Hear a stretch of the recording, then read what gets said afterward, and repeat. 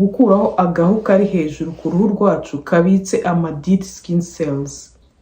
Ako gahu iyo utari wagakuraho amavuta kugira ngo yinjire mu ruhu rwawe biba bigoye. Kuko dead skin cells mu kamaro kayo nuko zifasha uruhu rwacu kuba nta kintu na kimwe cyarwinjiramo. N'amavuta yawe meza nayo ntabwo yinjira mu ruhu rwawe igihe cyose ako gahu katari kava ku ruhu rwawe. Akandi kamaro ka exfoliation nuko yihutisha ikorwa ry'ama cells mashya. Cells turnover. Cells turnover ni uruhu kwiyuburura. Iyo uruhu rwawe rwiyuburura uko bikwiye no gukira rukira vuba. Aho iyo cells zawe zikorwa gake gake bivuze ko uruhu rwawe ruhora ari rwa rundi ntago ruvaho.